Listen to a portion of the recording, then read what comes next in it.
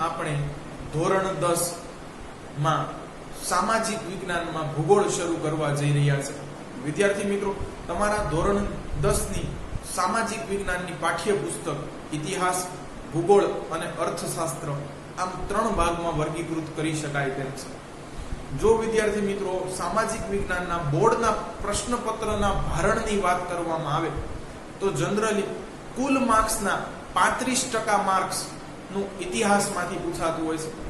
કુલ માર્ક્સના 35% equally weightage એટલું જ ભૂગોળમાંથી પણ પૂછાતું હોય છે. અને અર્થશાસ્ત્રનું છે એ ભારણ થોડું ભૂગોળ અને ઇતિહાસ કરતા ઓછું હોય છે. 30% જનરલી એમાંથી સવાલો નીકળતા હોય છે. હવે વિદ્યાર્થી મિત્રો, તમારો તો પેપર 100 માર્ક્સનો છે નહીં, 80 માર્ક્સનો છે. તો કાંઈ નહીં, એમાં પણ જણાવી દઉં 28 માર્ક જેટલું ભારણ ઇતિહાસનું રહેશે, 28 માર્ક્સ જેટલું ભારણ ભૂગોળનું રહેશે, જેમાં નકશાનો પણ સમાવેશ થાય છે. અને વધેલા 24 માર્ક છે એટલું અર્થશાસ્ત્રમાંથી પૂછાશે. વિદ્યાર્થી મિત્રો, જો અર્થશાસ્ત્રની વાત કરવામાં આવે તો લેન્ધી છે, ખૂબ વિસ્તૃત લખાણ છે, એ સમજવું પડે, એટલું જ છે પરીક્ષાની અંદર લખવું પડે. સરળ છે જો, પણ લેન્ધી છે, લાંબુ છે. ઇતિહાસની વાત કરવામાં આવે તો પ્રશ્નો આવે ટૂંકા અને ટચ, પરંતુ પાકું કરવું છે, યાદ કરવું છે એ કપરું છે. જ્યારે ભૂગોળની વાત કરવામાં આવે વિદ્યાર્થી મિત્રો, તો અહીંયા લખાણ પણ ટૂંકું અને ટચ અને સરળતાથી છે એ સમજી કે યાદ રાખી શકાય તેવું હોય છે. વળી વિદ્યાર્થી મિત્રો, અહીંયા નકશા પણ આવે છે કે જેમાં તમે છે એ ખૂબ જ છે એ થોડી મહેનતે પણ પૂરા માર્ક્સ મેળવી શકો છો. તો આજે વિદ્યાર્થી મિત્રો આપણે ભૂગોળની અંદર એ પ્રકરણ શરૂ કરવા જઈ રહ્યા છે જેનું ભારણ સામાજિક વિજ્ઞાનની પુસ્તકમાં સૌથી વધારે છે, યાને કે 10મો પાઠ કૃષિ. આ ઉપરાંત વિદ્યાર્થી મિત્રો પ્રકરણ નંબર 13 નું ભારણ પણ આની જેટલું જ છે. તો એ પણ આપણે છે એ જલ્દીથી જલ્દી શરૂ કરી લેશું. એટલે આપણા છે 2 મહત્વના ભૂગોળના છે આધાર સ્તંભ એ આપણે શરૂઆતના છે એ સમયમાં જ પૂર્ણ કરી લઈએ આ માસમાં. તો વિદ્યાર્થી મિત્રો ચાલો કૃષિ. હવે ભૂગોળની અંદર વિદ્યાર્થી મિત્રો છે એ ભૌગોલિક કારણો પણ પૂછાતા હોય છે. તો જનરલી આપણે છે આખું ભૂગોળ એ સવાલોના પરિપ્રેક્ષ્યમાં તૈયાર કરવાનું છે. તો ચાલો પહેલો સવાલ જોઈએ કે છે શા માટે ભારત દેશને કૃષિ પ્રધાન દેશ કહેવામાં આવે છે? ચાલો, પહેલું જ ભૌગોલિક કારણ છે શા માટે ભારત દેશને કૃષિ પ્રધાન દેશ, એટલે એવો દેશ કે જાનો મોટો એક વર્ગ, મોટો એક ભાગ અથવા મોટી સંખ્યામાં લોકો છે એ ખેતી અથવા ખેતી સાથે સંકળાયેલી પ્રવૃત્તિમાં રોકાયેલા હોય એવો ગણવામાં આવે છે. તો આપણું છે પહેલું ભૌગોલિક કારણ છે વિદ્યાર્થી મિત્રો. ચાલો, કૃષિનો મતલબ સમજાવવો ન પડે, ખેતી થાય છે, આવડતું જશે. ચાલો, તો છે વિદ્યાર્થી મિત્રો અહીંયા આપણે છે કહેવાનું છે શા માટે ભારત દેશને ખેતી પ્રધાન દેશ કહેવામાં આવે છે અથવા ગણવામાં આવે છે. તો વિદ્યાર્થી મિત્રો કે છે પ્રાચીન સમયથી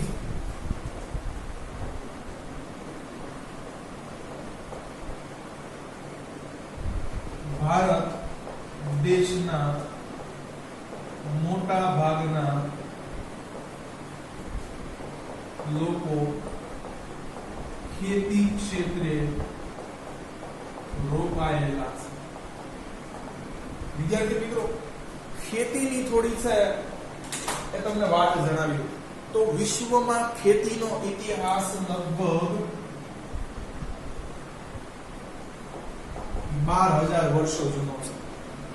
બરોબર, પુરાવા સાથે કહું છું વિદ્યાર્થી મિત્રો, ગૂગલ પણ કરી શકો છો. ખેતી છે એની શરૂઆત છે અમેરિકામાં થઈ હોવાની મનાય છે. વિદ્યાર્થી મિત્રો જો એમાં પણ ભારતમાં કૃષિની શરૂઆત ક્યારે થઈ તો બહુ લાંબો અંતર નથી વિદ્યાર્થી મિત્રો. ભારતમાં પણ છે 9000 વર્ષ પહેલા ખેતીની છે એ શરૂઆત થઈ ચૂકી હતી. અને રોકડીયો પાક વિદ્યાર્થી મિત્રો, બરોબર છે, કપાસની શરૂઆત કે જેનો છે આપણે ખોરાકમાં ઉપયોગ નથી કરતા પણ તન ઢાંકવાના વસ્ત્રો બનાવવામાં છે એ ઉપયોગ કરીએ છીએ. તો કપાસની ખેતીની શરૂઆત પણ વિદ્યાર્થી મિત્રો આજથી 7000 વર્ષ પહેલા થઈ ચૂકી હતી ભારતની અંદર. બરોબર, એટલે પહેલું વાક્ય આપણું સાચું છે કે પ્રાચીન સમયથી જ ભારત દેશના મોટા ભાગના લોકો છે એ ખેતી ક્ષેત્રે રોકાયેલા છે. આગળ જોઈએ.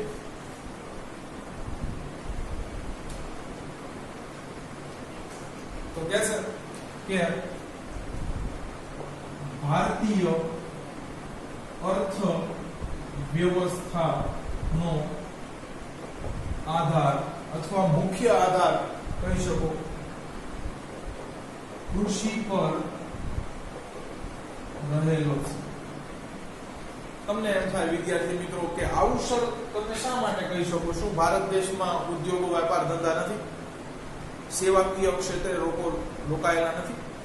ના છે ને, પણ આજે પણ વિદ્યાર્થી મિત્રો અડધી આબાદી કરતા દેશની 50% વસ્તી કરતા પણ વધારે લોકો છે કે ખેતી ક્ષેત્રે રોકાયેલા છે. હવે વિદ્યાર્થી મિત્રો ખેતી કરવી એ પણ આર્થિક પ્રવૃત્તિ છે. શ્રમ કરશો, મહેનત કરશો તો એના બદલામાં છે તમને વળતર કાંઈક છે એ રૂપિયા કે નાણાં તો મળશે. તો વિદ્યાર્થી મિત્રો એટલે કહી શકાય ભારતીય અર્થવ્યવસ્થાનો આધાર આજે પણ કૃષિ ઉપર રહેલો છે. કારણ કે જેટલા વધુ લોકો છે એને કોઈ પણ ક્ષેત્ર છે રોજગારી આપતું હોય છે એટલા જ વધુ લોકો છે અહીંયાથી આવક પણ મેળવતા હોય છે. વિદ્યાર્થી મિત્રો એ જ આવકનો છે જુદા જુદા ક્ષેત્રોમાં આપણે ખર્ચ કરીએ છીએ અને આપણી અર્થવ્યવસ્થા આગળ ચાલતી હોય છે. તો કે છે ભારતીય અર્થવ્યવસ્થાનો આધાર પણ કૃષિ ઉપર રહેલો છે. આગળ જોઈએ વિદ્યાર્થી મિત્રો કે છે ભારતમાં ખેતી એક મહત્વનું સંસાધન છે. પહેલા તો કે ખેતી એક સંસાધન છે. સંસાધન એટલે શું? What is resource?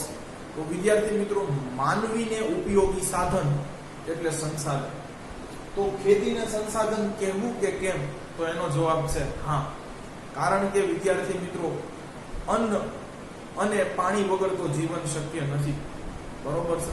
અન્ન આપણને છે એ ખેતી સ્વરૂપે છે એ પ્રાપ્ત થાય છે. એટલે વિદ્યાર્થી મિત્રો આને સંસાધન કહી શકીએ. વળી અહીંયા અન્ય લોકોને છે એ રોજગારી પણ આપી શકીએ છીએ. અન્ય લોકોના છે વેપાર ધંધાનો કાચો માલ પણ અહીંયાથી નીકળે છે. એટલે આને આપણે સંસાધન કહી શકીએ. પણ ભારતની દ્રષ્ટિએ જુઓ તો આ એક મહત્વનું સંસાધન છે. કારણ કે આપણા દેશની અવળી મોટી વસ્તી છે, બરોબર છે, એને ધરતી પુત્ર કિસાન છે એ પેટ ભરે છે. મોટા ભાગના છે એ લોકોને રોજગારી અહીંયાથી મળે છે. મોટા ભાગના આપણા છે એ ઉદ્યોગો છે, ભારે ઉદ્યોગો છે, મોટા ઉદ્યોગો છે, બરોબર છે, એ ખેતીમાંથી મળતા અથવા ઉત્પાદિત થતા કાચા માલથી ચાલે છે. તો ભારતની દ્રષ્ટિએ આ એક મહત્વનું છે એ સંસાધન છે. ચાલો વિદ્યાર્થી મિત્રો આંકડાકીય માહિતીની થોડી છે એ વાત કરીએ. કે છે દેશમાં કુલ શ્રમ શક્તિના 60% લોકો, લગભગ 60% લખવું જોઈએ બરાબર, લોકો કૃષિ ક્ષેત્રે રોકાયેલા. વિદ્યાર્થી મિત્રો શ્રમ શક્તિ અંગ્રેજીમાં સરસ મજાનો શબ્દ છે લેબર ફોર્સ કહે છે કે એવો વર્ગ, એવો સમુદાય કે જે શ્રમ યાને કે મહેનત કરી શકે છે. વિદ્યાર્થી મિત્રો અહીંયા સ્ત્રી અને પુરુષ બંનેનો સમાવેશ થઈ જાય. પણ નાના બાળક પાસે શું તમે આ આશા રાખી શકો કે જન્મતા વેત છે એ શ્રમ કરી શકશે? કે વયોવૃદ્ધ ઘરમાં છે એ ઘરડું વ્યક્તિ હોય એની પાસે તમે આવી કઈ અપેક્ષા રાખી શકો? નહીં. બરોબર? તો લેબર ફોર્સની અંદર વિદ્યાર્થી મિત્રો જનરલી છે એ 15 થી 15 વર્ષથી 60 વર્ષ છે એની વચ્ચેના વ્યક્તિઓ છે, આઈધર પુરુષ કે સ્ત્રી બંને છે, એની ગણના કરવામાં આવતી હોય છે. શું કહે છે? દેશમાં કુલ શ્રમ શક્તિના એટલે 15 વર્ષથી માંડી અને 60 વર્ષ સુધીના પુરુષો અને સ્ત્રીઓની તમે ગણતરી કરો તો એના 60% લોકો છે એ કૃષિ ક્ષેત્રે રોકાયેલા છે. વિદ્યાર્થી મિત્રો, આ એક છે બહુ મોટો આંકડો કહેવાય. એક તો આપણા ભારત દેશની અંદાજિત વસ્તી અત્યારે છે 137 કરોડ છે. એમાંથી શ્રમ કરી શકે એવા વ્યક્તિઓ છે એને અલગ કરી લો અને એના 60% છે કૃષિ ક્ષેત્રે રોકાયેલા છે. આગળ જોઈએ વિદ્યાર્થી મિત્રો, કે છે દેશની કુલ આવકના 18% આવક કૃષિ ક્ષેત્રેથી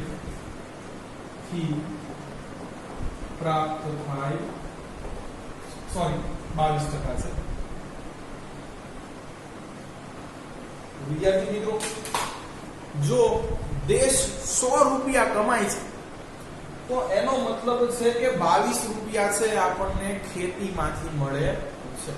નફો નથી કીધો વિદ્યાર્થી મિત્રો, બરોબર છે, આવક કીધી છે, બરોબર છે. કે જો દેશને ક્યાંકથી છે, બરોબર છે, કોઈ ખર્ચ કરે છે અને ક્યાંકથી દેશને છે 100 રૂપિયા મળે છે તો એમાંથી 22 રૂપિયા છે, બરોબર છે, એ ખેતીમાંથી મળે છે. એટલે અહીંયા છે ખરેખર લખ્યું છે કુલ રાષ્ટ્રીય ઉત્પાદન, બરોબર છે, કે રાષ્ટ્રની અંદર જેટલું ઉત્પાદન થાય છે, બરોબર છે, જે વસ્તુ તમે છે કાર બનાવો છો, મોબાઈલ બનાવો છો, દવાઓ બનાવો છો, એવી રીતે ખેતીમાં છે એ પણ પાકનું ઉત્પાદન કરીએ છે, કાંઈક તો છે ઉપજ મળે છે.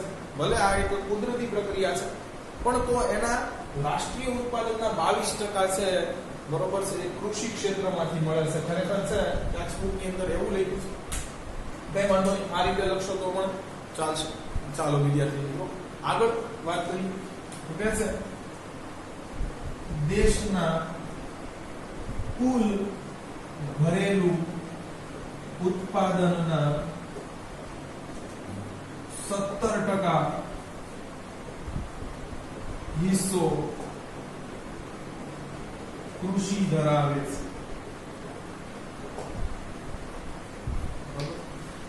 કુલ ઘરેલું ઉત્પાદન એટલે શું? What is GDP? Gross domestic product. વિદ્યાર્થી મિત્રો, આની અંદર માત્ર ને માત્ર જે વસ્તુનું ઉત્પાદન છે એ ભારતની અંદર ભારતીય લોકો દ્વારા થાય છે એની જ ગણના કરવામાં આવે છે. દાખલા તરીકે અત્યારે જે મોબાઈલ ફોન છે એના દ્વારા છે આ લેક્ચર શૂટ થઈ રહ્યો છે એ ચાઇનામાં ઉત્પાદિત થયેલો છે. ફ્રેન્કલી સ્પીકિંગ, તો વિદ્યાર્થી મિત્રો આના બધા જ સ્પેર પાર્ટ છે એ ચાઇનાના કોઈ કારીગરે બનાવ્યા હશે અથવા છે મશીન ઓટોમેશન આપમેળે છે એ મશીનો દ્વારા કામ કરી અને છે મોબાઈલ તૈયાર થયો હશે. તો આની અંદર કરેલું રોકાણ અને છેલ્લે છે એ મળતો નફો એ તો ચીનના લોકોને મળશે. વિદ્યાર્થી મિત્રો, માર્કરની અંદરની ઇંકની વાત કરવામાં આવે તો બરોબર છે જાપાન આનું મોટા ભાગનું ઉત્પાદન કરે છે. તો આપણે તો માત્ર ખરીદીએ છીએ, આપણે તો ખર્ચ કરીએ છીએ, નફો તો છે એ જાપાનીઝ લોકોને મળશે. પણ ભારત દેશમાં જ છે એ કોઈ વસ્તુનું ઉત્પાદન કરવામાં આવે, વેચો ગમે ત્યાં, વિશ્વના કોઈ પણ છે દેશના ખૂણે ખાચરે વેચો તો એનો નફો કોને મળશે? આપણને. ઉત્પાદન કરવા માટે છે એ રોજગાર લોકો ક્યાં રોકવા પડશે? ભારતમાં. તો ભારત દેશને રોજગારી મળશે અને ભારત દેશને જ નફો મળશે. તો એને છે વિદ્યાર્થી મિત્રો એ ગ્રોસ ડોમેસ્ટિક પ્રોડક્ટ કહી શકાય, કુલ ઘરેલું ઉત્પાદન કહી શકાય. બરોબર છે. તો દેશના કુલ ઘરેલું ઉત્પાદનના 17%, યાને કે ભારતની અંદર છે એ જેટલી વસ્તુ છે એ બને કે જે ભારતમાં અને વિશ્વના જુદા જુદા છે એ બજારોમાં વેચાય છે, એના 17% વસ્તુ છે, બરોબર છે, એ કૃષિ ક્ષેત્રમાંથી આવે છે. વિદ્યાર્થી મિત્રો, એટલે અહીંયા સંખ્યાની દ્રષ્ટિએ ન કહી શકાય, અહીંયા ટકાવારીની દ્રષ્ટિએ જ કહેવું પડે. દાખલા તરીકે અહીંયા તમને એમ ન કહી શકું 100 વસ્તુ બનતી હોય તો 17 છે એ ખેતીમાંથી આવે છે, નહીં, એવું નહીં, બરોબર છે. દાખલા તરીકે છે 100% વસ્તુ છે એટલે બધી જ વસ્તુ આવી ગઈ, જે બધું ભારત છે ઉત્પાદન કરે છે, જે ભારતની અંદર ઉત્પાદન થાય છે, તો એમાં છે 17% છે એ આપણું કૃષિનું રોકાયેલું છે. અને વિદ્યાર્થી મિત્રો અહીંયા એવું નથી, પાછું તમે એ પણ જાણો છો કે કેટલાક ફળો છે, કેટલાક છે વિદ્યાર્થી મિત્રો ડ્રાય ફ્રૂટ્સ, સૂકા છે, એ આપણે વિદેશથી પણ છે એ આયાત કરીએ છે. એટલે જો એની ગણના આમાં થઈ શકે નહીં, બરોબર. ચાલો, તો દેશના કુલ ઘરેલું ઉત્પાદનના 17%, હજી અર્થશાસ્ત્ર આવશે ત્યારે વિદ્યાર્થી મિત્રો છે હું તમને ઉદાહરણ સહિત સમજાવીશ, પણ આ ભૂગોળ છે એટલે અત્યારે કુલ ઘરેલું ઉત્પાદન સમજાય નહીં તો પણ જીડીપી યાદ રાખી લેજો, બરોબર છે. આનું શોર્ટ ફોર્મ છે, આનું ફૂલ ફોર્મ છે, બરોબર છે. એનો 17% હિસ્સો કૃષિ ધરાવે. ચાલો હવે નિકાસની વાત કરીએ, બરોબર છે. કે છે દેશની કુલ નિકાસના 18% નિકાસ કૃષિ પેદાશોનું થાય છે, જેનાથી દેશને વિદેશી મૂડીયામણ પ્રાપ્ત થાય છે. વિદ્યાર્થી મિત્રો સમજો શું કહેવા માંગે છે એ.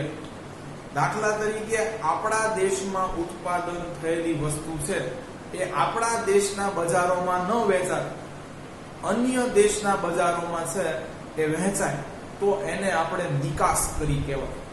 એ જ રીતે અન્ય દેશમાં છે ઉત્પાદિત વસ્તુ છે એ દેશમાં ન વેચાતા આપણી બજારોમાં વેચાય તો એને આયાત કરી કહેવાય. તો તમને ખબર છે વિદ્યાર્થી મિત્રો કે ભારત દેશ છે એ કૃષિ પેદાશોનું પણ છે એ નિકાસ કરે છે, યાની કે આપણા દેશમાં ઉત્પાદન થાય છે પણ વેચાતું આપણા દેશમાં નથી, વિશ્વના જુદા જુદા દેશોમાં ખૂણે ખાચરે વેચાય છે. તો વિદ્યાર્થી મિત્રો આપણા દેશની છે એ 100% નિકાસના છે 18%, એટલે લગભગ વિદ્યાર્થી મિત્રો આમ ગણો તો 5મો ભાગ થાય, બરોબર છે. તો ભારત જેટલું છે એ વિદેશની બજારોમાં છે વેચવા મોકલે છે એનો લગભગ 5મો ભાગ છે એ કૃષિ પેદાશો હોય છે. હવે વિદ્યાર્થી મિત્રો અહીંયા થશે શું કે વિદેશમાં છે જે તે દેશમાં માન્ય કે સર્વ સ્વીકૃત છે એ ચલણ હોય એમાં એ લોકો છે એ ખરીદી કરતા હોય છે, એટલે અહીંયાથી આપણને છે વિદેશી મૂડીયામણ પણ મળે છે. તો જો વિદ્યાર્થી મિત્રો આ એક બેનિફિટ છે, કારણ કે વિદેશની અંદર છે લેતી દેતી છે રૂપિયામાં તો થતી નહીં હોય, ડોલરમાં થતી હશે, પાઉન્ડમાં થતી હશે. તો જો વિદેશી મૂડીયામણ છે એ આપણા દેશમાં છે કૃષિ પેદાશો થકી આવે છે. એવું નથી અન્ય પેદાશો થકી પણ આવે છે, પણ અહીંયા આપણે વાત કૃષિના પરિપ્રેક્ષ્યમાં કરવાની છે. ચાલો આગળ જોઈએ કે દેશમાં ખેતીનું મહત્વ શું છે.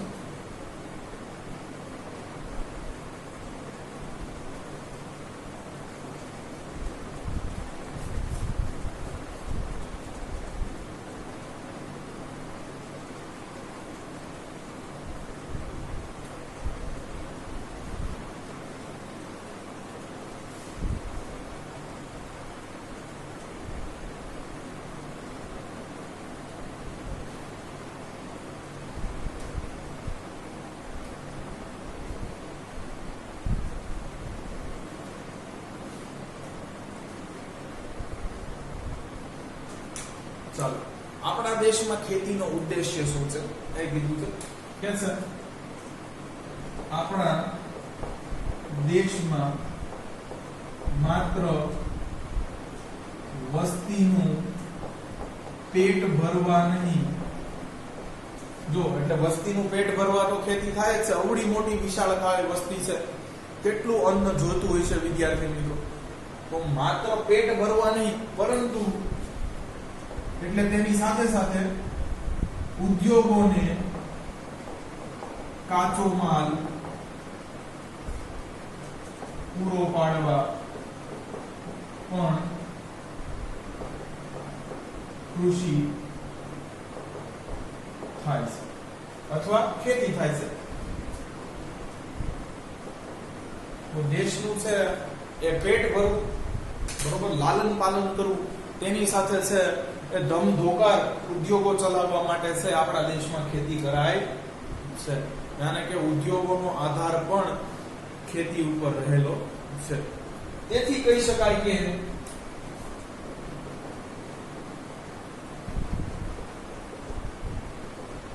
ભારતની અર્થવ્યવસ્થા,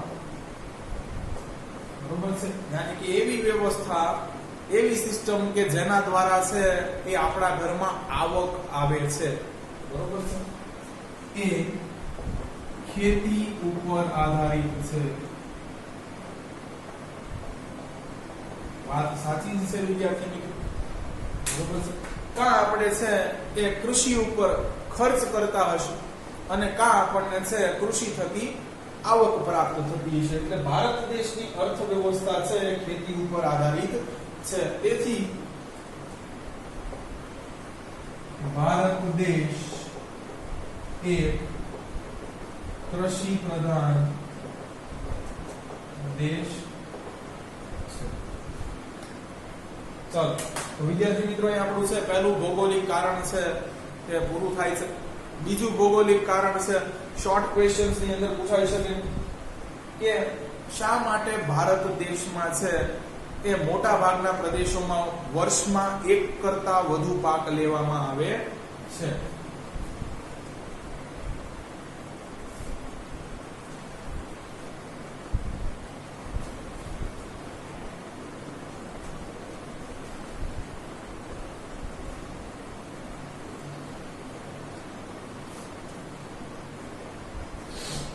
શા માટે ભારત દેશના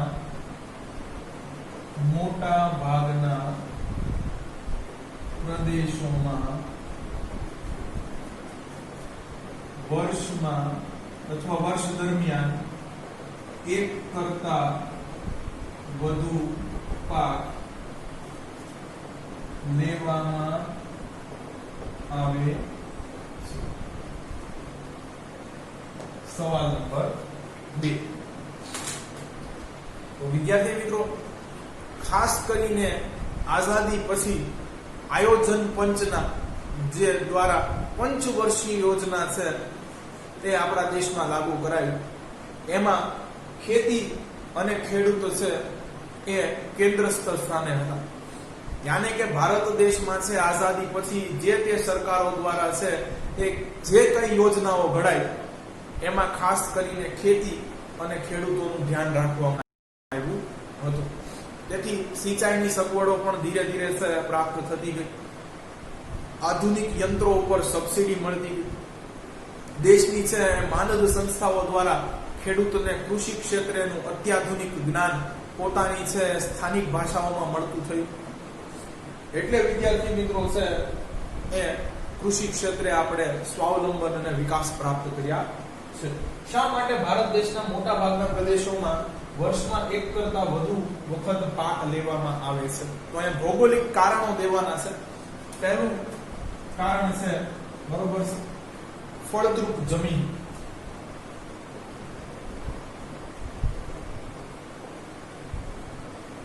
બરોબર છે.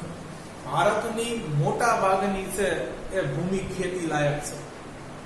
વિદ્યાર્થી મિત્રો, વાત કરવામાં આવે તો અહીંયા સૌથી વધુ જમીનનો પ્રકાર ભણશો ત્યારે કહીશ કે સૌથી વધુ જમીન એ કાપની જમીન છે કે જે નદીઓ દ્વારા નિર્મિત છે. એટલે ભારત દેશ પાસે છે એ અનુકૂળ ભૂમિ હોવાથી આપણે વર્ષમાં 2 વખત અથવા એક કરતા વધુ વખત છે પાક લઈ શકીએ છીએ. પછી તો કે છે, બરોબર, 12 માસ ખેતી કરી શકાય તેવી આબોહવા. વિદ્યાર્થી મિત્રો, ભારતની છે એ આબોહવા પ્રિડિક્ટેબલ છે, બરોબર છે, સમ આબોહવા છે, બરોબર. અને ભારતની અંદર છે એ 3 ઋતુ છે એની અનુભૂતિ થાય છે, પણ માપસર. એટલી બધી ઠંડી નથી જોવા મળતી, એટલો બધો છે આકરો વરસાદ નથી જોવા મળતો કે એટલી બધી છે એ આકરી બળતરા કરાવે એવી ગરમી જોવા મળતી નથી.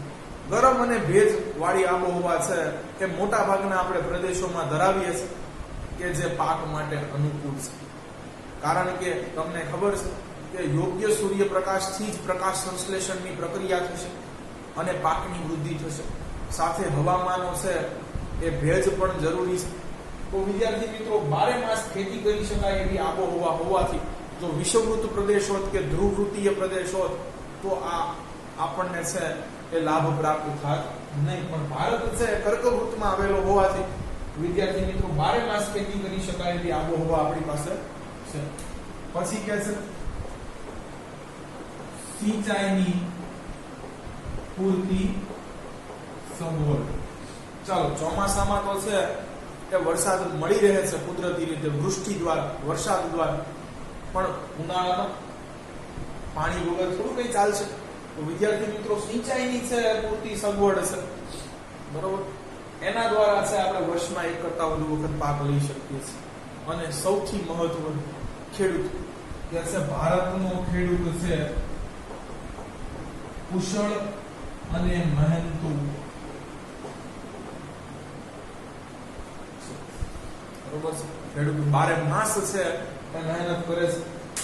મોટા ભાગનો વર્ષનો સમય છે ખેતી પાછળ છે એ આપે છે અને કુશળ છે. ભલે ભણેલો ગણેલો ન હોય પણ પોતાના છે એ કૃષિ વિશે, ખેતી વિશે છે પૂરતી સમજ કે ઊંડું જ્ઞાન ધરાવે છે.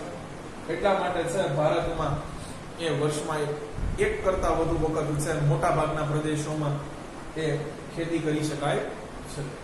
ચાલો, તો અહીંયા કારણો પૂરા થાય છે. હવે શા માટે છે એ ભારતમાં કૃષિ ક્ષેત્રે ધાયરો વિકાસ થયો નથી? એના ભૌગોલિક કારણો દેવાના છે, બરોબર છે. ચાલો, બધા જ કારણો છે ભૌગોલિક હોય એવું જરૂરી હોતું નથી વિદ્યાર્થી મિત્રો. ચાલો, ક્યાંક છે એ આપણી સરકારની પણ છે વ્યવસ્થાની ખામી હોય છે, તો ક્યાંક છે, બરોબર છે, એ કૃષિ ક્ષેત્રે હજુ સંકુચિત માનસ છે, બરોબર, શિક્ષિત લોકો છે જોડાતા નથી, સહભાગી થતા નથી. તો ક્યાંક છે યાંત્રિકરણનો અભાવ છે. તો આવા વિવિધ કારણોની આપણે ચર્ચા કરવાની છે.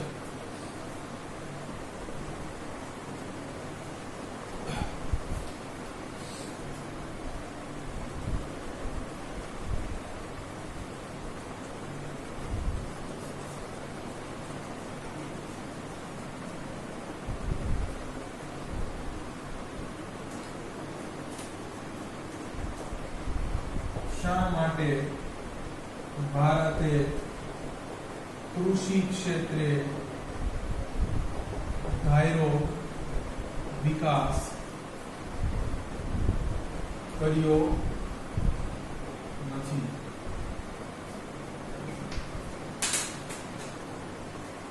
વિદ્યાર્થી મિત્રો, આના કારણો કહેવાના છે. પહેલું જ કારણ છે વિદ્યાર્થી મિત્રો કે અભણ, યાને કે નિરક્ષર અને ગરીબ ખેડૂતો. વિદ્યાર્થી મિત્રો, કૃષિ ક્ષેત્રે છે એ જે લોકો રોકાયેલા છે એ અક્ષર જ્ઞાનનો અભાવ ધરાવે છે, બરોબર છે. યોગ્ય શિક્ષિત હોય તો યોગ્ય દિશામાં આધુનિક ઢબે છે એ ખેતી કરી શકે, પરંતુ શિક્ષિત વ્યક્તિઓ છે એ કૃષિમાં જોડાતા નથી, બરોબર.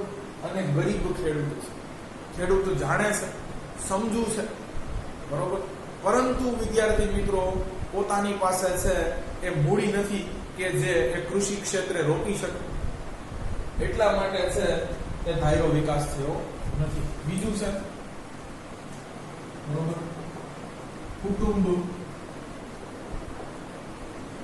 નું મોટું કદ.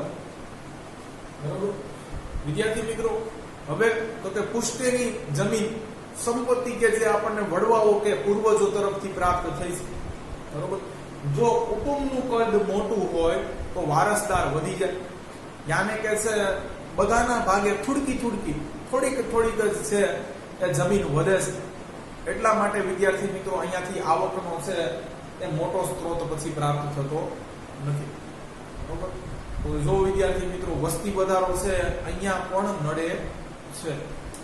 આગળ કહે છે નાના કદના ખેતર. વાત પણ સાચી છે વિદ્યાર્થી મિત્રો.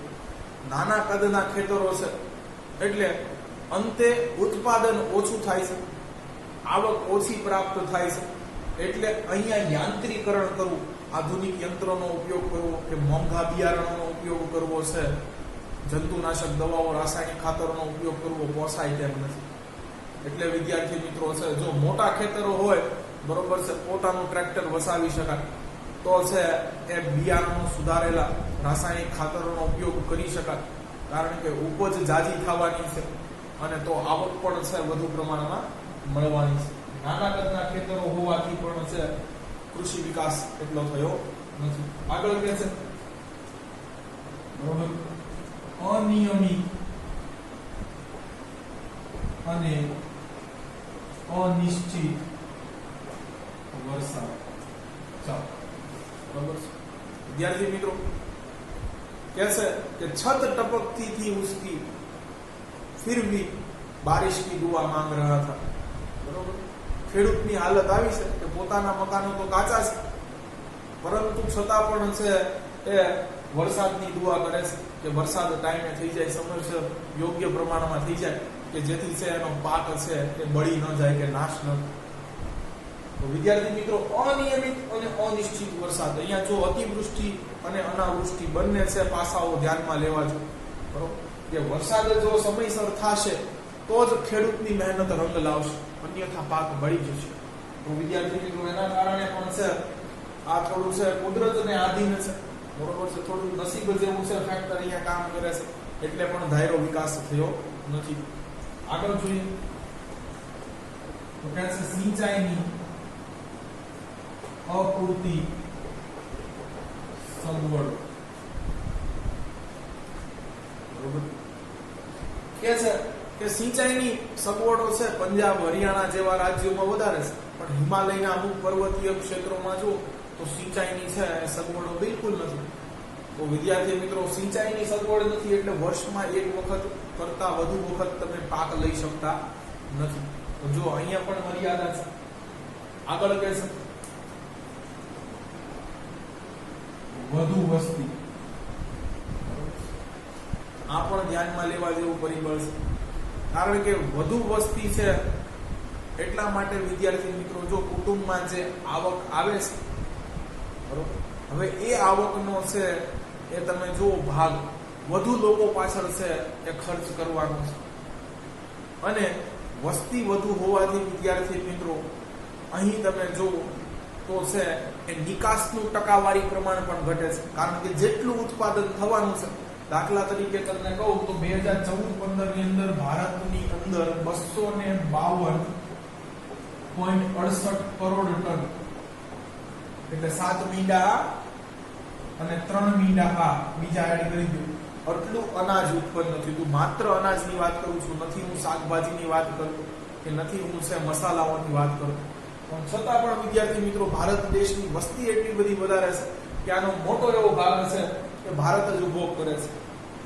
જો વિદેશમાંની નિકાસ કરવામાં આવે તો વધુ પ્રમાણમાં છે ત્યાંથી આપણને નફો કે વિદેશી મૂડીયામણ પ્રાપ્ત થાય એમ છે. પણ દેશની મોટી વસ્તી પણ છે આડે આવે છે અને ક્યાંક આ મોટી વસ્તીનો છે એક મોટો એવો ભાગ ગરીબ છે. એટલે ખેડૂતને છે એ પોષણક્ષમ ભાવ પણ મળતા નથી. કારણ કે સરકાર છે, બરોબર છે, એ ચીજ વસ્તુઓના દામ પણ છે એટલે વધારતી નથી, માપસર રાખે છે. ચાલો આગળ જોઈએ તો કહે છે કે પ્રાયોગિક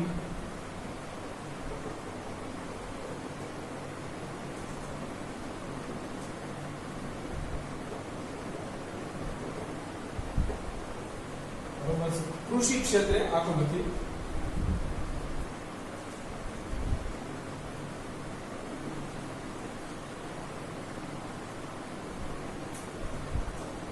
કૃષિ ક્ષેત્રે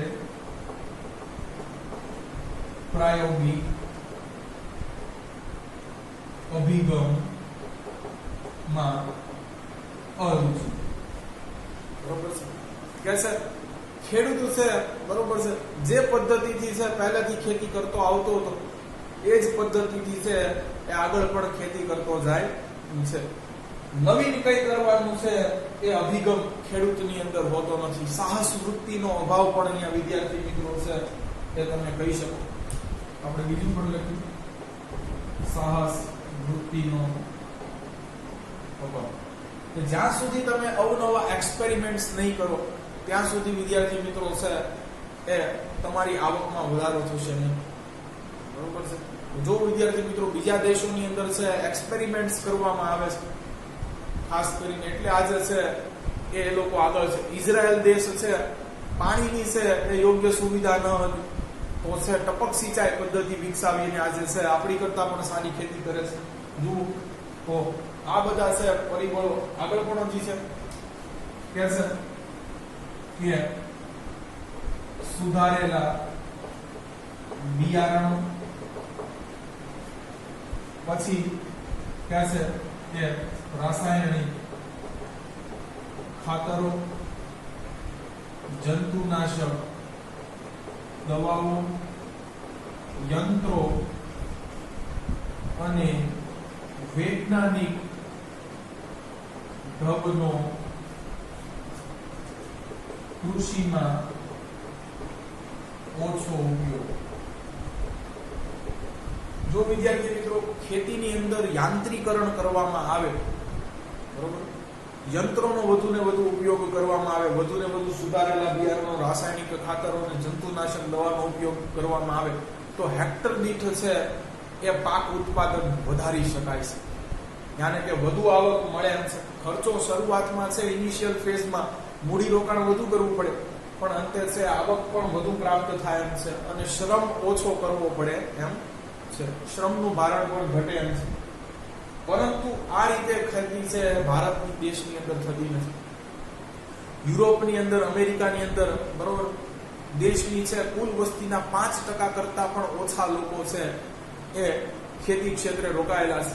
છતાં પણ એ લોકોનું છે એ ઉત્પાદન હેક્ટર દીઠ જે ઉત્પાદન કહીએ એ વધારે છે ભારત કરતા. કારણ કે ટેકનોલોજીનો છે ઉપયોગ કરવામાં આવે છે. યાંત્રિકરણ છે એ ખેતીની અંદર વધુ પ્રમાણમાં થયેલું છે. ચાલો તો આગળ બીજા પણ કારણો છે વિદ્યાર્થી મિત્રો કે છે કે સાક્ષર વ્યક્તિઓ ખેતી ક્ષેત્રે રોકાયા નથી. બરોબર, એટલે સાક્ષર વ્યક્તિઓનો ખેતી ક્ષેત્રે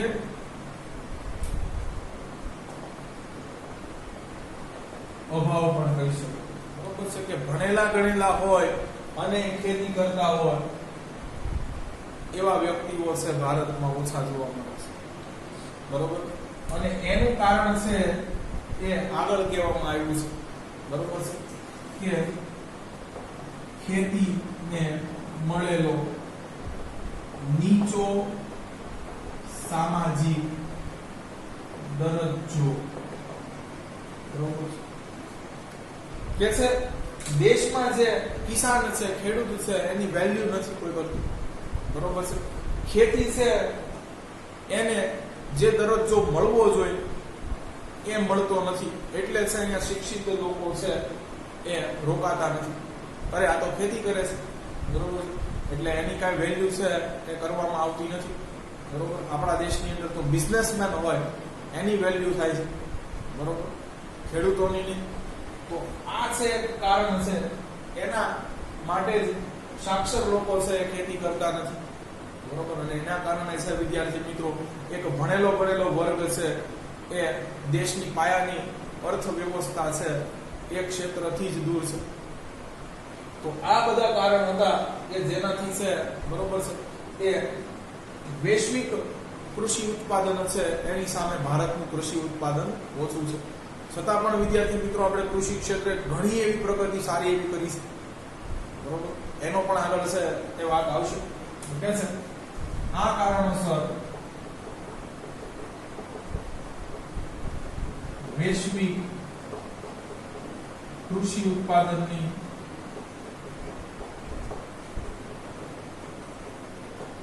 સાપેક્ષે ભારતનું કૃષિ ઉત્પાદન ઓછું છે.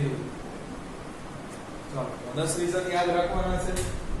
આગળ વિદ્યાર્થી મિત્રો મહત્વપૂર્ણ સવાલ જે ટુકડાઓમાં પણ પૂછાઈ શકે અથવા આખો પણ 4 માર્ક્સની અંદર છે એ પૂછાઈ શકે. કૃષિના પ્રકાર.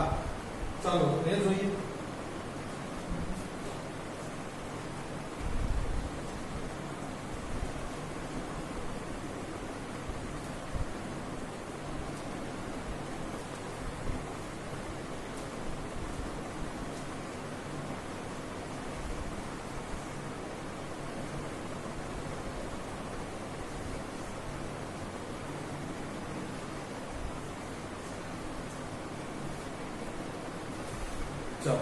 તો મહત્વપૂર્ણ સવાલ છે વિદ્યાર્થી મિત્રો, બરોબર.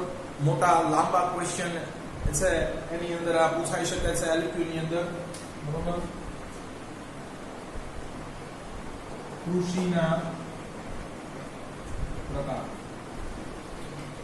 હવે વિદ્યાર્થી મિત્રો પ્રકાર પાડ્યા છે તો કાંઈક પરિબળો પણ ધ્યાનમાં લીધા હશે, બરોબર. તો આ કયા પરિબળોને આધારે છે એ વર્ગીકરણ કરી અને પ્રકાર પાડ્યા છે. પૃથ્થકરણ છે એ કયા પરિબળોને ધ્યાનમાં રાખીને કરવામાં આવ્યું છે એ જોઈએ. તો પ્રશ્ન નંબર 4 કૃષિના પ્રકાર. તો વિદ્યાર્થી મિત્રો કૃષિના પ્રકાર છે એ સિંચાઈની સગવડ, બરોબર. પહેલા તો સિંચાઈની સગવડ ત્યાં છે કે કેમ એના આધારે, પછી તો કે છે ખેત પેદાશોના પ્રકાર. કયા પ્રકારની છે એ પાકની ખેતી ત્યાં થાય છે એના ઉપર છે વર્ગીકરણ કરવામાં આવ્યું છે. કારણ કે તમે જાણો છો વિદ્યાર્થી મિત્રો કે અમુક પાક છે એનું વાવેતર કરવાથી ઓછા જમીની વિસ્તારમાંથી પણ તમે ખૂબ સારી આવક પ્રાપ્ત કરી શકો છો. દાખલા તરીકે આપણો છે એ ચરોતર પ્રદેશ કે જે તમાકુનું આવક ઉત્પાદન કરી અને છે કરોડો રૂપિયાની આવક મેળવે છે, પરંતુ કદાચ એની જગ્યાએ છે વિદ્યાર્થી મિત્રો બીજા કોઈ પાકનું વાવેતર કરવામાં આવતું હોય તો એટલો બધો છે ફાયદો થાય. એ જ રીતે રબરની ખેતી પણ જો વિદ્યાર્થી મિત્રો કે જેનાથી છે આજે કેરાલાનો છે એ ખેડૂત ધનાઢ્ય બન્યો છે. તો ખેત પેદાશોના પ્રકાર અને ખેડૂતની આવક, બરોબર. આ 3 પરિબળોને ધ્યાનમાં લઈ અને કૃષિના પ્રકાર છે તે પાડવામાં આવ્યા છે. કૃષિના 6 પ્રકાર પાડ્યા છે, બરોબર છે. તો ભારતમાં છે જુદી જુદી 6 પ્રકારની છે એ ખેતી કરતા લોકો તમને જોવા મળી શકે છે. કૃષિના 6 પ્રકાર છે. ચાલો વિદ્યાર્થી મિત્રો તો 1 by 1 છે આપણે જોઈએ. પહેલું છે વિદ્યાર્થી મિત્રો એ હવે મોટા ભાગની કૃષિ છે એના એક કરતા વધારે નામ છે વિદ્યાર્થી મિત્રો. તો હું છે શરૂઆતમાં તમને જણાવી દઈશ આ વસ્તુ, બરોબર. દાખલા તરીકે આપણે પહેલો પ્રકાર જે જોવાનો છે એના જ 2 નામ છે. આત્મ નિર્વાહ ખેતી કે જીવન નિર્વાહ ખેતી. વિદ્યાર્થી મિત્રો નિર્વાહનો મતલબ શું થાય છે? તો કે નિર્વાહનો મતલબ થાય છે ગુજરાન ચલાવવું. આત્મ એટલે અહીંયા થશે પોતાનું.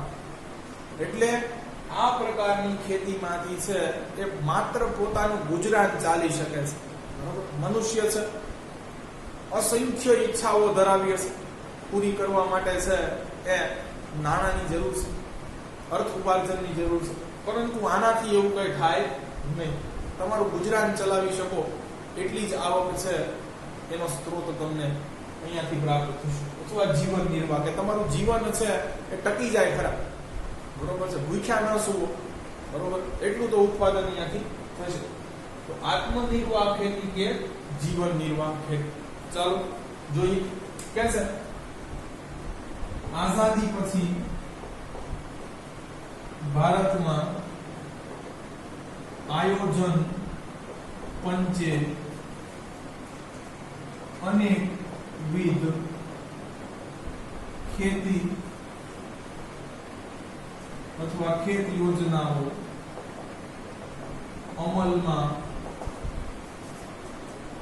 મૂકી છતાં પણ ભારતના મોટા ભાગના ખેડૂતો આ પ્રકારે ખેતી કરે છે.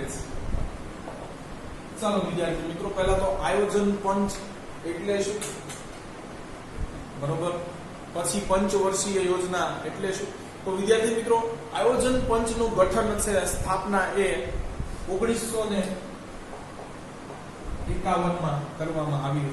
આ આયોજન પંચ વિદ્યાર્થી મિત્રો છે એ પંચવર્ષીય યોજનાઓ અમલમાં મૂકે છે, બરોબર, કે આપણો દેશ છે એની વર્તમાન પરિસ્થિતિને ધ્યાનમાં રાખી અને આગળના 5 વર્ષના છે એ લક્ષ્યો કે ધ્યેયો છે એ ધ્યાનમાં મૂકે છે, સરકાર સમક્ષ રજૂ કરે છે અને એ ધ્યેયો છે પ્રાપ્ત કરવા માટે જુદી જુદી યોજનાઓ કે સ્કીમો છે એ લાગુ કરવામાં આવે છે. રોજગારીનો દર આટલા ટકા રાખવો, બરોબર છે, ખેડૂતની આવકમાં આટલા ટકા વધારો કરવો, બરોબર છે, એ બધા છે એ પાસાઓ આમાં ધ્યાનમાં રાખવામાં આવતા હોય છે. તો મોટા ભાગની જે આપણી પંચવર્ષીય યોજનાઓ છે, બરોબર છે, એટલે 5 વર્ષનું જે આપણું લાંબુ આયોજન છે, આ આયોજન પંચ દ્વારા કરવામાં આવ્યું આઝાદી પછી, બરોબર, એમાં કૃષિ ક્ષેત્રે છે એ અનેકવિધ છે એ યોજનાઓ લાગુ કરવામાં આવી. દાખલા તરીકે પાક વીમા સહાય યોજના, પાક બળી જાય તો સરકાર પૈસા આપશે.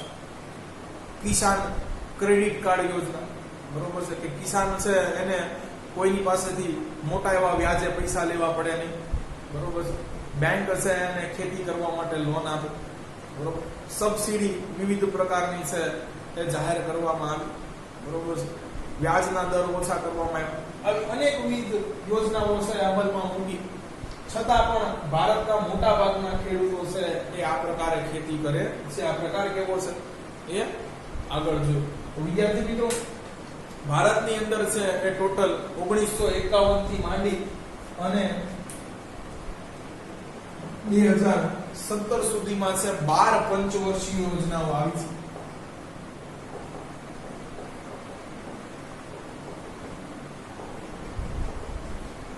નરેન્દ્ર મોદી સરકારે છે એ 2017 માં પંચવર્ષીય યોજનાઓ સમાપ્ત કરી દીધી છે. કારણ કે એનું સ્પષ્ટપણે એવું માનવું છે વિદ્યાર્થી મિત્રો કે 5 વર્ષનું આયોજન આ દેશની આટલી મોટી વસ્તી છે એટલા માટે થઈ શકે એમ નથી.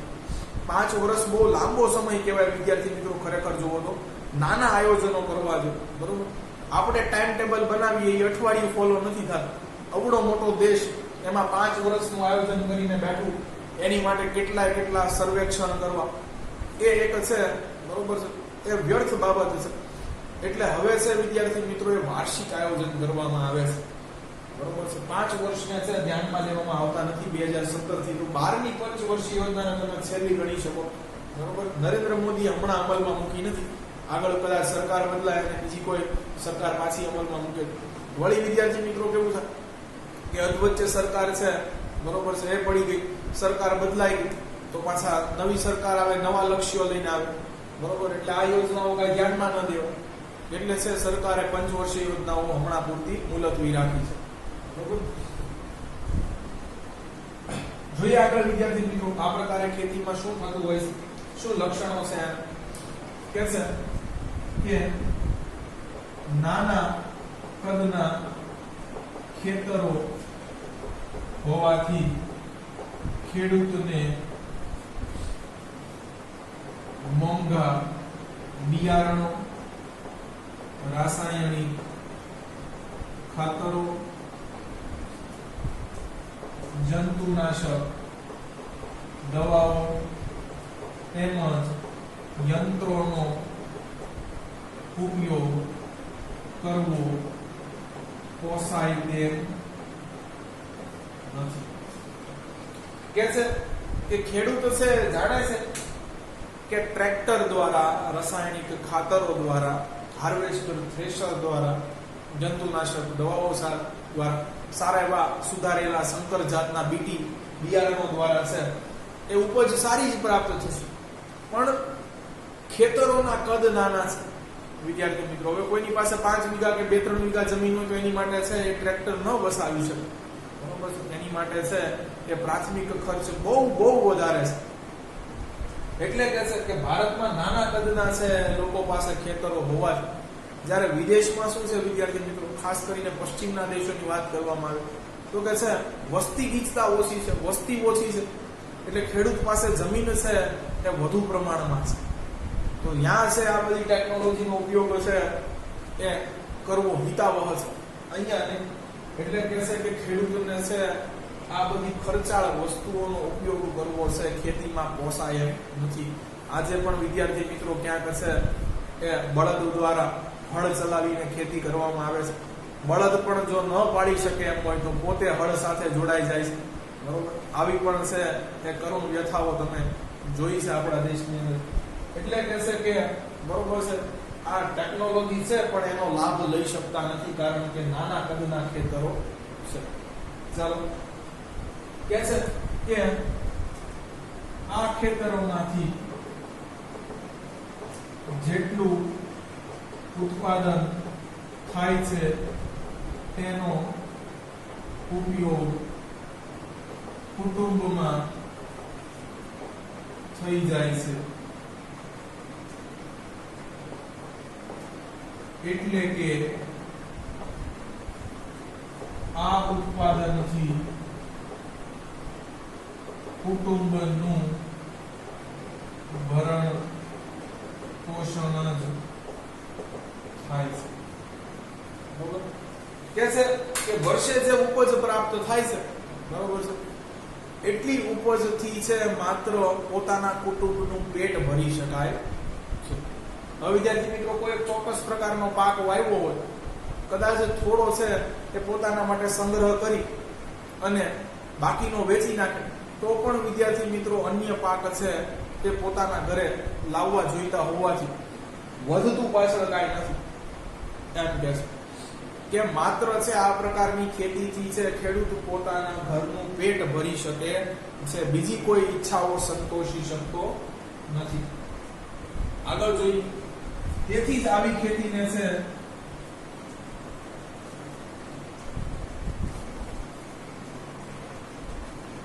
આત્મનિર્વાહ ખેતી કહે છે. લખી આગળ.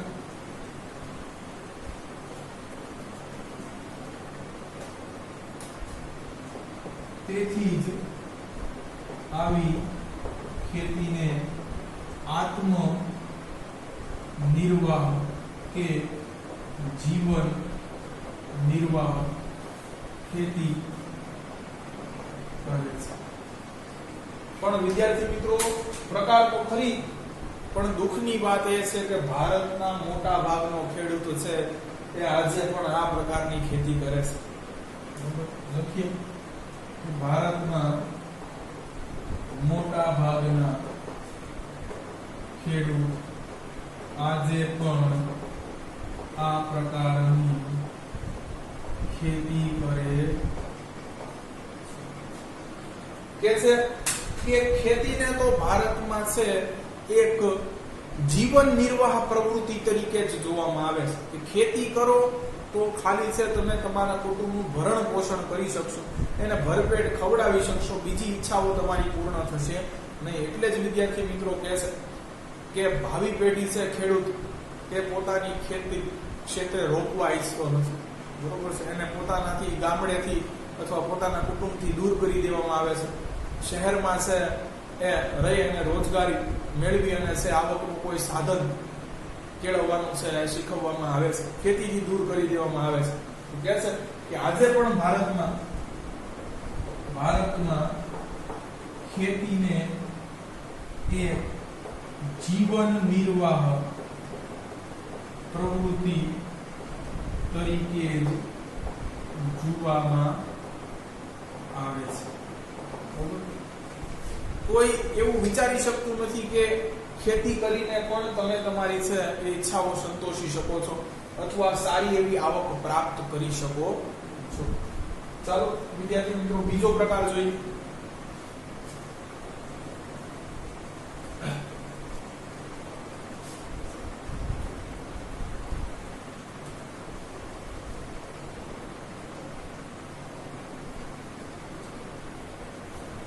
તો બીજો પ્રકાર છે સૂકી ખેતી અથવા શુષ્ક ખેતી.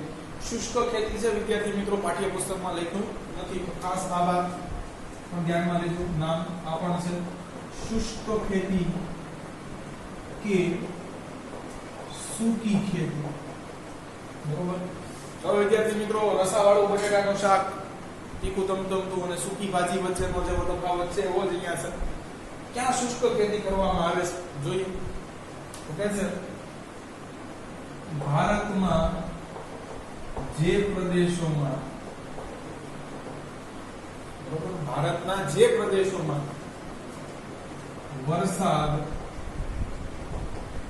ઓછો પડે છે, ચાલો પહેલું કારણ એ, પછી કે છે સિંચાઈની પૂરતી સગવડો નથી, સિંચાઈની સગવડ નથી ને વરસાદ ઓછો પડે છે એટલે પાણીની ખપત બરોબર છે એ ઓછી છે. આગળ જોઈએ કે જ્યાં માત્ર વરસાદ જ ખેતીનો આધાર છે. બરોબર છે એટલે વરસાદી ઋતુ પછી જ ખેતી જ્યાં ઉગાવવામાં આવે છે ત્યાં વર્ષમાં એક વખત ચોમાસાની ઋતુ પછી જમીનમાં સંગ્રહાયેલા ભેજથી ખેતી થાય છે. હવે વિદ્યાર્થી મિત્રો શું થાય કે ચોમાસામાં છે થોડો એવો સારો એવો વરસાદ થયો હોય તો ગ્રાઉન્ડ વોટર જે ભૂગર્ભ જળ છે એનો સંગ્રહ કર્યો હોય, થોડા જે નદી તળાવ છે ભરાણા હોય એ, કે જમીનમાં જે થોડો છે ભેજનું મોઇસ્ચરનું પ્રમાણ રહેલું હોય એ, એના આધારે છે ખેતી કરવામાં આવે છે. તો આવી ખેતીને છે અથવા જે પ્રદેશમાં છે આ પ્રકારે ખેતી થાય છે એને શુષ્ક અથવા સૂકી ખેતી કહે છે. કન્ડિશન કેટલી વિદ્યાર્થી મિત્રો? 3 કે જ્યાં વરસાદનું પ્રમાણ ઓછું છે, સિંચાઈની કોઈ સગવડ નથી અને ખેતી તો જ કરવામાં આવે છે જો વરસાદ થયો હોય. એટલે ખેતીનો એકમાત્ર આધાર વરસાદ છે. તો ત્યાં હવે તમને ખબર છે કે પહેલા પાણી આપવું પડે પછી છોડનો વિકાસ થાય. એટલે કહે છે કે વર્ષમાં એક વખત ચોમાસાની ઋતુ બાદ જમીનમાં રહેલા ભેજની મદદથી છે ખેતી કરવામાં આવે છે. બરોબર છે. તો આ પ્રકારની ખેતીને છે શુષ્ક ખેતી અથવા સૂકી ખેતી કહે છે. આ પ્રકારની ખેતીને શુષ્ક કે સૂકી ખેતી કહે. બરોબર. તો કે હવે પાક કયા લઈ શકશો? બરોબર. પાણીનું પ્રમાણ તો હજી ઓછું છે, દિવસે ને દિવસે સમયની સાથે છે બરોબર એ જમીનની અંદર પણ ભેજનું પ્રમાણ ઘટતું જશે. તો કે છે અહીં મુખ્યત્વે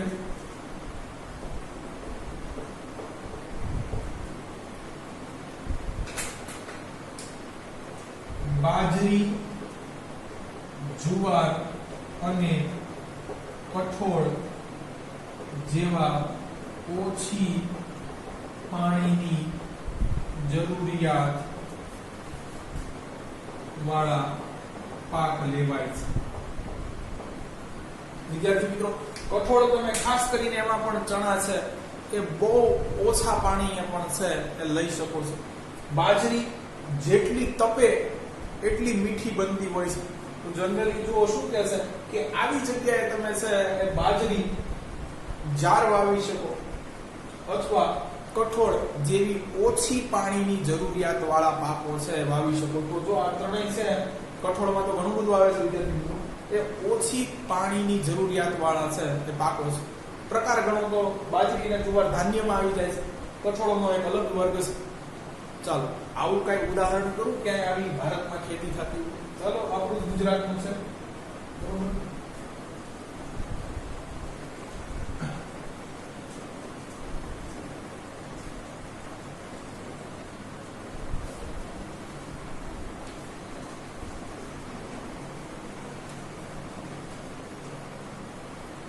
કે છે કે ગુજરાતના ભાલ પ્રદેશમાં, બરોબર, ભાલ પ્રદેશ વિદ્યાર્થી મિત્રો આપણે નકશા ભણશું ત્યારે જણાવી દઈશું, બરોબર, કારણ કે આની ઉપરાંત ઘઉંમાં પણ છે કીધું છે કે ગુજરાતમાં છે પ્રખ્યાત ભાલિયા ઘઉં થાય છે. કે છે ગુજરાતના ભાલ પ્રદેશમાં ચોમાસાની ઋતુ પછી ભેજવાળી જમીનમાં આ પ્રકારે ઘઉં અને ચણાની ખેતી થાય.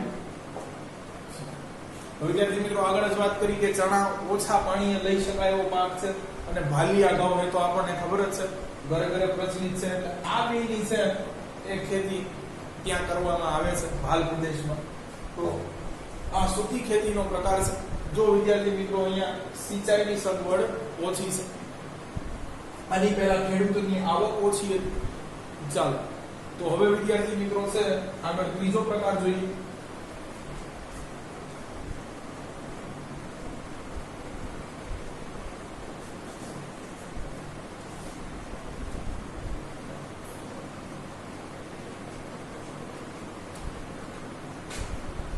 ચાલો તો પ્રકાર નંબર 3, આદ્ર કે ભીની ખેતી.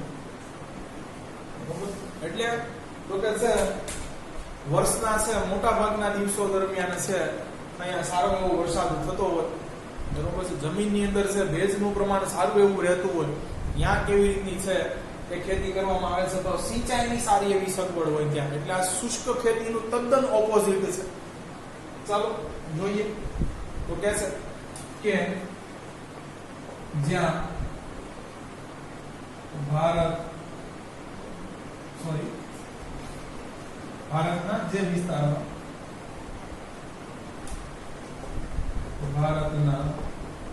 જે વિસ્તારમાં વરસાદનું પ્રમાણ યોગ્ય છે, બરોબર, યોગ્ય પ્રમાણમાં વરસાદ પડે છે અથવા સિંચાઈની પૂરતી સગવડ છે ત્યાં આ પ્રકારની ખેતી થાય છે. એટલે ત્યાં છે આદ્ર કે ભીની ખેતી થાય છે કે જ્યાં પાણી છે યોગ્ય પ્રમાણમાં છે એ જરૂરિયાત જેટલા પ્રમાણમાં મળી રહે છે. કે છે કે વરસાદ યોગ્ય પ્રમાણમાં આવે કે ન આવે છતાં સિંચાઈની સગવડથી વર્ષમાં 2 કે તેથી વધુ વખત અહીં પાક લેવાય છે. બરોબર છે. ક્યાં છે વરસાદ સાથે એટલી બધી નિસ્બત નથી, કારણ કે છે બરોબર છે એ મીઠા પાણીથી ભરેલી નદીઓ છે એ પુષ્કળ છે આવા વિસ્તારમાં, એટલે સિંચાઈની સેવાથી છે કોઈ વર્ષમાં છે એ 2 કે તેથી વધુ વખત છે અહીંયા પાક લઈ શકાય છે. એટલે જ આદ્ર કે ભીની ખાતી કીધી કે અહીંયા પાણીની કોઈ તકલીફ નથી. ચાલો વિદ્યાર્થી મિત્રો, આ પ્રકારની છે એ પ્રદેશમાં કયા કયા પાક લેવામાં આવે છે એ જોઈએ. બરોબર છે. કે છે આવા વિસ્તારોમાં, બરોબર છે, ઘઉં. જો વિદ્યાર્થી મિત્રો પંજાબમાં 5 નદીઓનો છે સંગમ તમને ખબર છે, પંજાબ એટલે કહેવામાં આવે છે. સિંચાઈની છે સારામાં સારી સુવિધા છે, તો અહીંયા ઘઉં લેવાય છે. પછી કે છે શેરડી, બરોબર છે. ચાલો યુપી, ખાસ કરીને મહારાષ્ટ્ર, બરોબર છે. પછી ડાંગર, પશ્ચિમ બંગાળ. જો વિદ્યાર્થી આગળ કે છે શાકભાજી, બરોબર છે, આને પણ યોગ્ય પ્રમાણમાં છે પાણી જોઈએ, નહીં તો બરોબર છે બળી જાય. તો છે ઘઉં, શેરડી, ડાંગર, શાકભાજી, કપાસ, વગેરેની ખેતી થાય છે. ચાલો, તો વિદ્યાર્થી મિત્રો એ શુષ્ક અને આર્દ્ર ખેતીનો તફાવત પણ પૂછાઈ શકે. બરોબર છે? તો લખવાનું કે જ્યાં ભારતના જે પ્રદેશોમાં છે એ વરસાદ ઓછા પ્રમાણમાં વરસે છે, સિંચાઈની કોઈ સગવડ નથી અને ચોમાસામાં જે વરસાદ થાય છે એ જ ખેતીનો એકમાત્ર છે તે સ્ત્રોત છે, તેવા પ્રદેશોમાં સૂકી ખેતી થાય છે.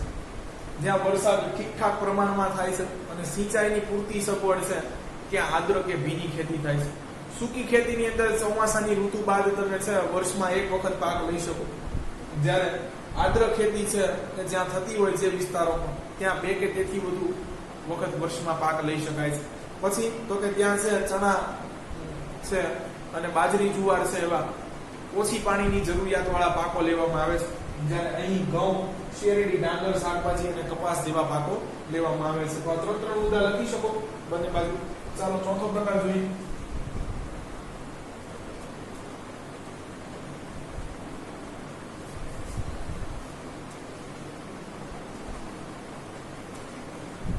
તો વિદ્યાર્થી મિત્રો અહીંયા પણ એક જ નામ આપેલું છે, ખરેખર આના પણ બે નામ છે.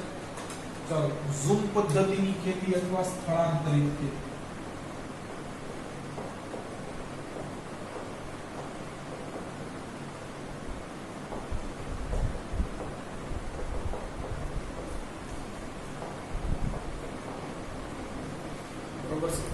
ખાસ વિદ્યાર્થી મિત્રો આ પ્રકારની ખેતી છે આદિવાસીઓ જનરલી કરતા હોય છે. બરોબર? ચાલો જોઈએ કે છે કે આ પ્રકારની ખેતીમાં જંગલમાં વૃક્ષો કાપીને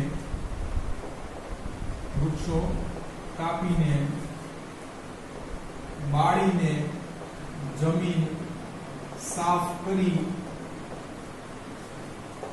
ત્યાં ખેતી કરવામાં આવે છે. જનરલી વિદ્યાર્થી મિત્રો તમને ખબર જ છે કે જંગલ એટલે કુદરતી રીતે ઉછેરાયેલા વૃક્ષોનો સમૂહ. એટલે અહીંયા વિદ્યાર્થી મિત્રો તમે જો જમીન ફળદ્રુપ હોય, વરસાદ ઠીકઠાક થતો હોય, તો આદિવાસી લોકો શું કરે છે વિદ્યાર્થી મિત્રો, આવી જગ્યાઓ પસંદ કરી ત્યાં વૃક્ષો કાપી નાખે છે. બરોબર છે? બાળી અને છે જમીન સાફ કરી નાખે છે અને પછી ત્યાં ખેતી કરતા હોય છે. કે છે સામાન્ય રીતે ત્યાં 2 કે 3 વર્ષ ખેતી કરાય છે. 2-3 વર્ષ ત્યાં ને ત્યાં ખેતી કરે છે. પછી તો કે છે કે જમીનની ફળદ્રુપતા ઓછી થતા તે વિસ્તાર છોડી, એટલે ત્યાંથી સ્થળાંતર કરી, જો એટલે જ એને છે સ્થાનાંતર ખેતી પણ કહી શકો. બરોબર છે? તે વિસ્તાર છોડી બીજા વિસ્તારમાં એ જ રીતે ખેતી કરાય છે. જો વિદ્યાર્થી મિત્રો આથી જંગલો છે, બરોબર, એનો નાશ થાય છે, વૃક્ષ વિચ્છેદન મોટા પાયે થાય છે. બરોબર છે? ખાસ આ એક છે કે મર્યાદા છે, કારણ કે આદિવાસીઓ છે અત્યંત ગરીબ હોવાથી વિદ્યાર્થી મિત્રો એ ખાતરનો ઉપયોગ કરતા હોતા નથી, એટલે જમીનની ફળદ્રુપતા છે જળવાતી નથી. જેવી જમીનની ફળદ્રુપતા ઓછી થાય, ઉપજ ઓછી આવતી થઈ જાય, એટલે એ જમીન છોડીને ચાલ્યા જતા હોય છે. આગળ કહે છે સામાન્ય રીતે ત્યાં ધાન્ય પાક અને શાકભાજી વવાય છે. તો આદિવાસીઓ પોતાના જ ગુજરાત માટે છે આ પ્રકારની ખેતીઓ વિદ્યાર્થી મિત્રો કરતા હોય છે. કે છે આ પ્રકારની ખેતીમાં છે એ ઉત્પાદન અથવા ઉપજ ખૂબ ઓછા પ્રમાણમાં થાય છે, કારણ કે વિદ્યાર્થી મિત્રો તમે જુઓ તો અહીંયા છે ખાતરનો કોઈ ઉપયોગ કરવામાં નથી આવતો. બરોબર? યોગ્ય છે એ સાક્ષરતા કે શૈક્ષણિક જ્ઞાન કે કેળવણી નથી કૃષિ વિશે. બરોબર છે? એટલે કહે છે કે અહીં મળતી ઉપજ ખૂબ જ ઓછા પ્રમાણમાં હોય છે. એટલે ઉત્પાદન ખૂબ ઓછા પ્રમાણમાં થાય છે. જમીનની છે એ સાપેક્ષ છે જમીન પર થતું ઉત્પાદન ખૂબ ઓછું હોય છે. ચાલો વિદ્યાર્થી મિત્રો, તો આ પ્રકારની ખેતી ખાસ આદિવાસીઓ કરે છે. એ પણ એક વાક્ય તમારે વધારવું હોય તો લખી શકો. આ પ્રકારની ખેતી આદિવાસીઓ અથવા આદિમ જાતિના લોકો અથવા અનુસૂચિત જનજાતિના લોકો કરે છે. ચાલો વિદ્યાર્થી મિત્રો, પાંચમો બાગાયતી ખેતી જોઈ. બરોબર,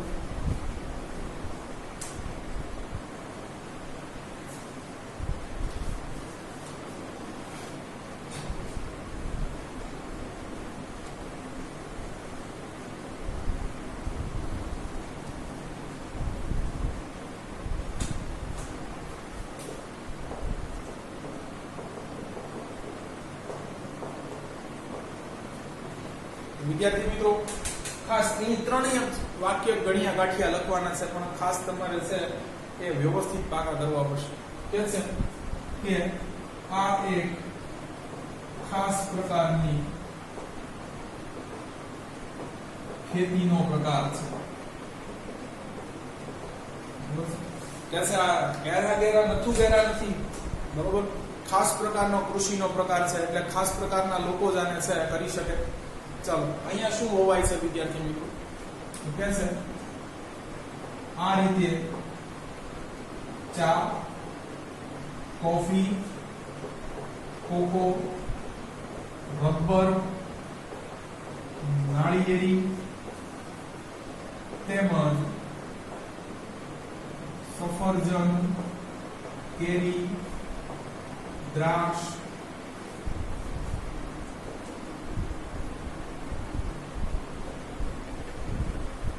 લીંબુ, સંતરા,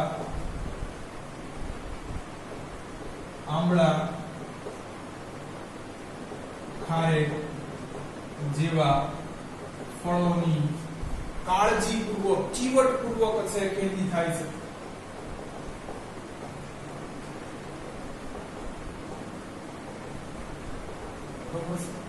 એટલે વિદ્યાર્થી મિત્રો, અહીંયા તમે જુઓ તો મોટા મોટા જે ફળોના બગીચા હોય છે, બરોબર છે, ખાસ પ્રકારની છે માવજત માગી લે છે. બરોબર છે. ચાલો, તો આવી તમારે ખેતી કરવી હોય વિદ્યાર્થી મિત્રો, તો છે તમારી પાસે અમુક છે પરિબળો હોવા જોઈએ, અથવા અમુક પ્રકારનું કલા કૌશલ્ય હોવું જોઈએ. શું કે છે આ ખેતી વધુ મૂડીરોકાણ, પછી તો કે વધુ કુશળતા, પછી તો કે છે એ આધુનિક યંત્રો, ખાતર તેમજ સિંચાઈની સગવડ, તકનીકી જ્ઞાન. બરોબર, આ એક આટલું આરવા રાખવું પડશે. વધુ મૂડીરોકાણ આ આરવા રાખવું પડશે. સોરી, બરોબર, આ બે તકનીકી જ્ઞાન હોવું જોઈએ તમારી પાસે. બરોબર, ટેકનિકલ પ્રોપર નોલેજ હોવું જોઈએ. આગળ શું કહે છે? પરિરક્ષણ, બરોબર છે, ફરતી વાડ કરવી પડે. બરોબર છે, આરક્ષણ તમારા પાકને છે આપવું જોઈએ. પ્રાણીઓથી ને ખાસ મનુષ્યથી નહીંતર આંબા લૂંટાઈ જાય. બરોબર છે, કેમેરે મૂકવું આપણે જરૂર પડે તો. કે છે સંગ્રહણ, આનો સંગ્રહ પણ વ્યવસ્થિત રીતે કરવો પડે, કારણ કે ફળ છે. બરોબર છે. ચાલો, અને પરિવહનની સુવિધા જરૂરી છે. બરોબર, દેશના ખૂણે ખાચરે છે, બરોબર છે, એ સરળતાથી પહોંચાડી શકો એની માટે તમારી પાસે સપ્લાય એક મેનેજમેન્ટ પણ હોવું જોઈએ, ટ્રાન્સપોર્ટેશન ફેસિલિટી હોવી જોઈએ, સ્ટોરેજ ફેસિલિટી હોવી જોઈએ. તમારા પાકને છે એ ફેન્સિંગ ખાસ કરીને છે યોગ્ય પ્રકારની વાડથી રક્ષણ આપવાનું છે. કે છે કે આધુનિક યંત્રો હોવા જોઈએ તમારી પાસે, ખાતર અને સિંચાઈની પણ વ્યવસ્થા હોવી જોઈએ, કુશળતા, તકનીકી જ્ઞાન હોવું જોઈએ, અને મોસ્ટ ઇમ્પોર્ટન્ટ ઓફ ઓલ, શરૂઆતમાં ખર્ચ કરી શકો સારો એવું એટલું તમારા પ્રમાણમાં મૂડી રોકાણ પણ હોવું જોઈએ. ચાલો, તો બાગાયતી ખેતી છે આટલી જ છે વિદ્યાર્થી મિત્રો. હવે સરસ મજાની ખેતી જોવાની છે, સઘન ખેતી. છેલ્લો પ્રકાર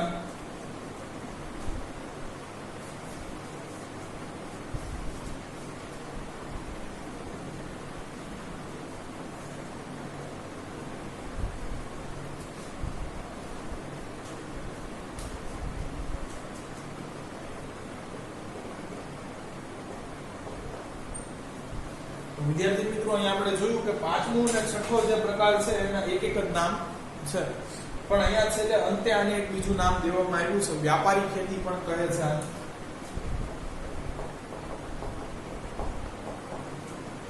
બરોબર, તો એમસીક્યુ પૂછાઈ શકે કે નીચેનામાંથી કયા ખેતીના પ્રકારને વ્યાપારી ખેતી પણ કહેવામાં આવે. ચાલો, અત્યારે ટ્રેન્ડમાં છે, ખેડૂતો છે એનું ડ્રીમ છે કે આ પ્રકારે ખેતી કરે. ચાલો જોઈએ સઘન કૃષિ એટલે શું. કે છે કે જ્યાં સિંચાઈની સગવડતાઓ વધી છે ત્યાં સુધારેલા બિયારણો, જંતુનાશક દવાઓ, રાસાયણિક ખાતર, યંત્રોના વ્યાપક ઉપયોગથી ખેતીમાં યાંત્રિકીકરણ થયું છે. જો વિદ્યાર્થી મિત્રો ખેડૂતને છે એક જ ફેક્ટર નડે છે, જો વરસાદ કંટ્રોલમાં હોય અથવા એની પાસે પાણી યોગ્ય માત્રામાં હોય, બરોબર છે, તો ખેડૂત બધે લડી એમ લે. બરોબર, એટલે કે છે જ્યાં સિંચાઈની સુવિધા છે એ માકુલ પ્રમાણમાં છે ત્યાં હવે છે સુધારેલા બિયારણનો ઉપયોગ, જંતુનાશક દવાઓ, રાસાયણિક ખાતર અને યંત્રોનો વ્યાપક ઉપયોગ ખેડૂત કરતો થયો છે. પરિણામે ખેતીમાં યાંત્રિકરણ થયું છે. આજે વિદ્યાર્થી મિત્રો ખેડૂતે છે સોલાર પંપ સાથે ટ્રેક્ટર, ટ્રેલર, થ્રેશર, હાર્વેસ્ટર, આનો બધાનો છે વિનોવરનો ઉપયોગ છે કે કરતો થઈ ગયો છે.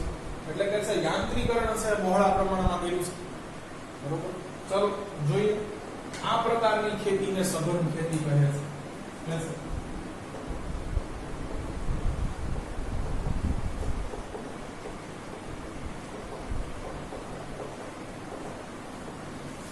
કે છે કે દેશનો છે એ મોટો વાવેતર વિસ્તાર હવે આ પ્રકારની ખેતી નીચે વયો ગયો છે. બરોબર છે, લોકો હવે આ પ્રકારની ખેતી કરવા માંડ્યા છે ધીરે ધીરે, જે આપણી માટે ફાયદામંદ છે.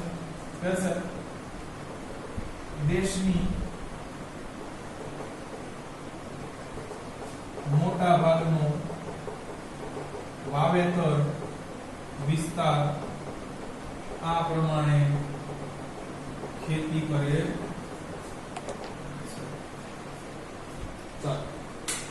કે છે ખેતી શેની કરવામાં આવે છે, તો કે મોટા ભાગે રોકડિયા પાકની ખેતી કરાય છે.